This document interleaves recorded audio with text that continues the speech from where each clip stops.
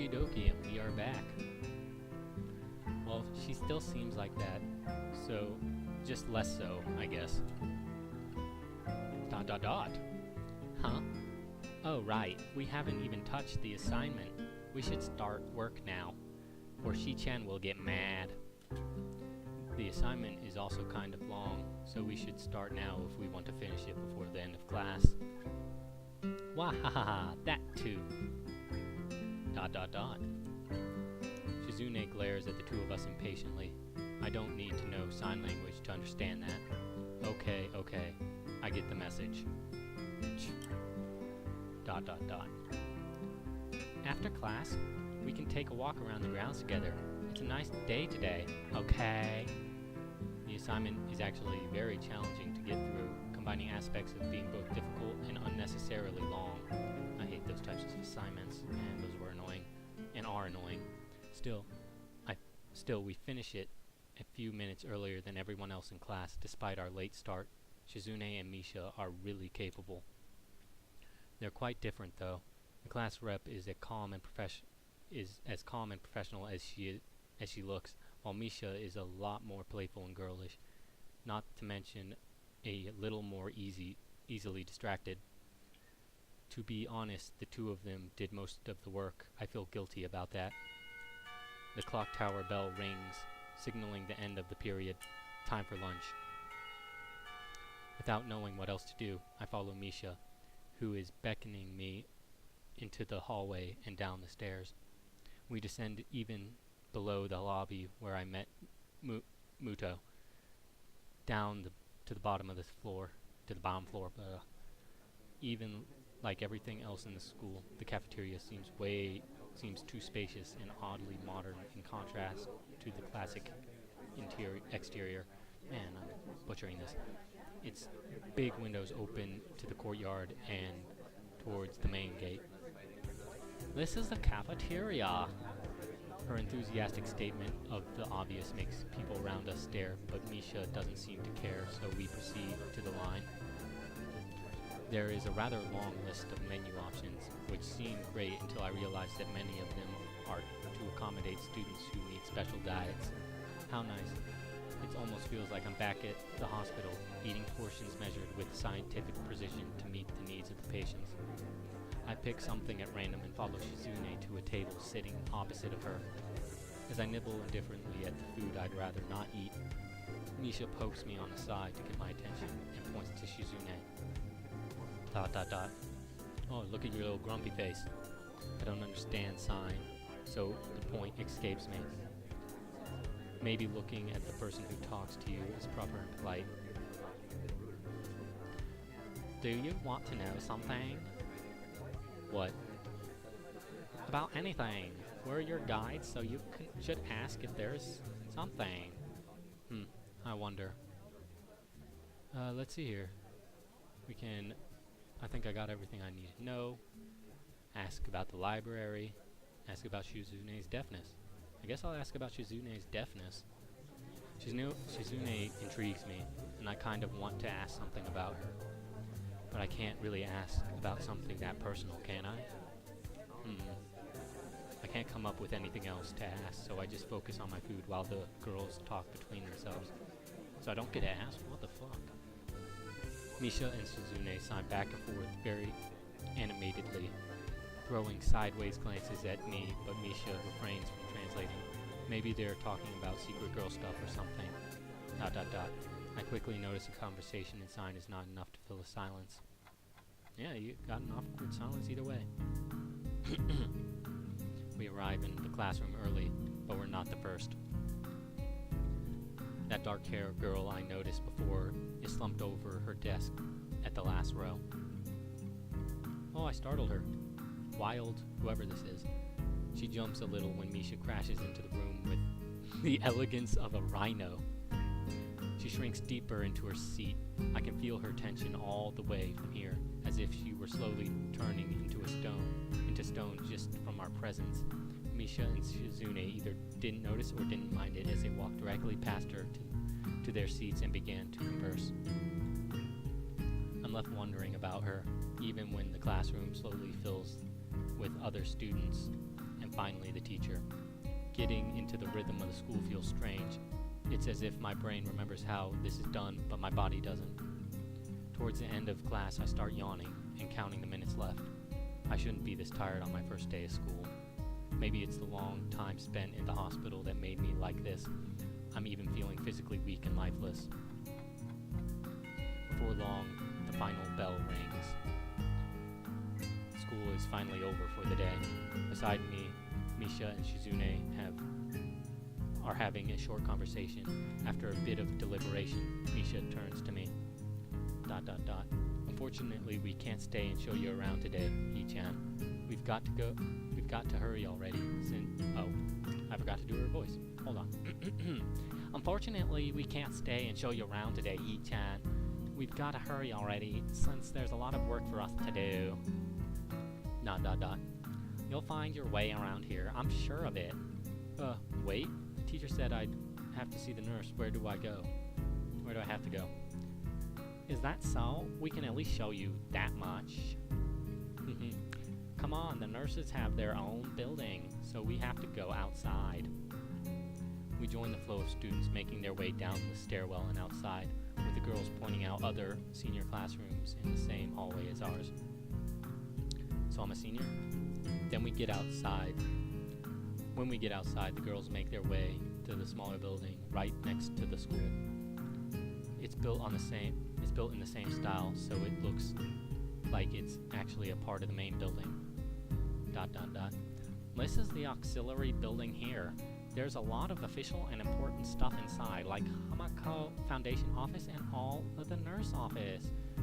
They even have a swimming pool. How is that official? ... Don't be silly, Hee-chan. It's for physical therapy, of course. Anyway, all the nursing staff faculty's in there too. The head nurse office is on the first floor. You'll be fine from here, right? We'll be going then. See you tomorrow. Yeah, thanks. Bye. The whole building for stuff that has nothing to do with actual education. I guess it's necessary for a place like this. I walk in hoping that this really will be the only quick visit like the teacher said. On a white door on the left is a green cross with the text head nurse and a nameplate. A voice from inside responds to my knock almost immediately, but I can't quite make it out. It sounded a bit like an invitation to open the door, so I invite myself further in. The room is not large and it smells strange. A friendly-looking man turns around on his office chair to face me as I enter. His desk is neat and tidy, but the bin under the table is overflowing with used medical utensils, and there are at least a dozen coffee cup rings lingering on the desk. You remind me of Geen from Bleach. You're like his brother or something. Smiling man. Hello there. What can I do you for today? He's young-looking and sort of rugged, but the dimples on his cheeks wash that impression away when he smiles. Are you the nurse? He smiles like a person who has heard the very same question hundreds of times. Why, yes, I am. It says so on the door, no? You can call me by my name or just the nurse like everyone else. Of course. I shake off my confusion, realizing I probably should grab his extended hand. His handshake is rather firm and friendly. Right. I'm the new student, and my homeroom teacher told me to come and meet you. My name is Hisano Nakai. His eyes light up with the revelation, and he snaps his fingers. Oh, you're that Nakai. I was just reading your file in the morning. Some kind of chronic arrhythmia and related congenital heart muscle deficiency, right? He gestures me to sit down in a vacant armchair in front of his desk. Yes. Good. Well, you've probably been briefed about the school enough, so I'll just go over this quickly. We have all kinds of faculties available, mostly physical therapy and such. There are always someone from my staff around, even at night, so never hesitate to call us if there is a problem. The famous 24-hour nursing staff. Wow, like a hospital. Well, not exactly. For instance, we don't do brain surgery here. His joke feels out of place, that I'm left thinking why he even said it. Yeah, it's just that it's really weird to have so many medical people at a school. You'll get used to it. I'm not so sure of that myself, but I don't let the nurse know about it. Now, let me just find your file again. While he searches for something from his computer and shuffles stacks of paper around, I let my gaze wander around the room. It's the epitome of generic, I'd like to say. Beige walls and ceiling, dark gray laminate flooring, and all the equipment you'd expect from a school nurse office. Even the ridiculous educational posters are hanging on all four walls, reminding me to eat properly 3 times a day and from all the food groups. Smiling, the nurse draws a thick file from a stack of similarly thick files and opens it. So you already have medication for the arrhythmia. Just remember to take your pills every morning and evening, or it won't be much help. Apart from that, do you do any sports, rash stuff like, I don't know, boxing? He grins to his own joke, but I don't. Well, I played soccer occasionally with some classmates. All right, I'm afraid I'm going to have to recommend you refrain from doing that, at least for the time being. Oh, my lack of reaction makes him raise an eyebrow, but really, I'm not too bothered by him forbidding me to kick a ball around. I guess I never really did it out of burning passion for the sport, just to have something to do. Any kind of concussion might be very dangerous to your heart, and risking another attack is not a good idea. Was the previous one caused by a sudden concussion to the chest area? There is no mention of the cause in your papers. Not exactly. I sidestep the question acceptably, and he glances at me over his papers with a more serious expression on his face. Still, you'll need to keep your body healthy, so some exercise would do you good. We have physical therapy and such available, as I said, but I don't think you really need to have such heavy measures.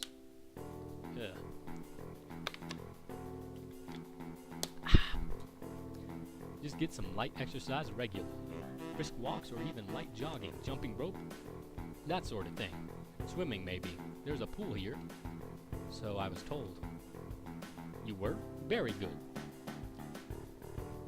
At any rate, I'm sure you've been told this before.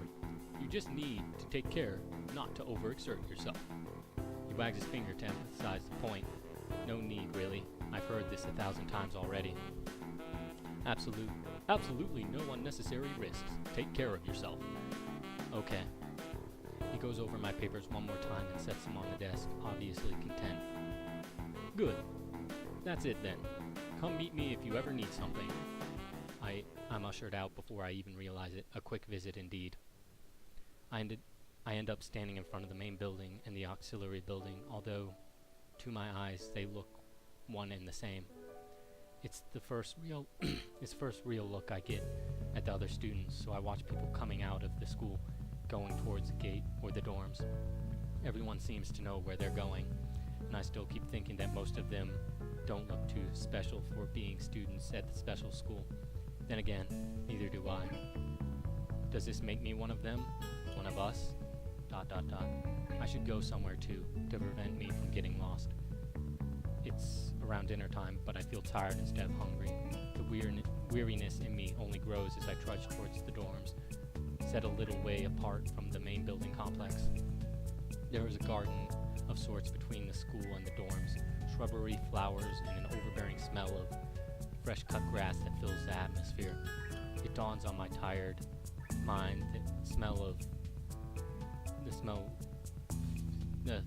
feels novel. I don't know why I had so much trouble with that, because I haven't been outside for so long. The dorm building is big and made of red brick. Like the others, it feels way too pompous for what it is, so I push forward, going inside. It takes more time than necessary to fish out the key I was given to my pocket. Room 119. Despite the ordinate exterior, the inside of the dorm is fairly new, functional, and boring. Just like the main building, the halls and doors are wide and accommodate wheelchairs. The same goes for the elevator and hallways. I poke my head around the corner of the common room door. Inside, a few students are watching the television. One nods and gives a quick hello before returning back to the TV. It seems that only the girls around here are sociable. I suppose that's perfectly fine with me. I climb the stairs to the upper floor.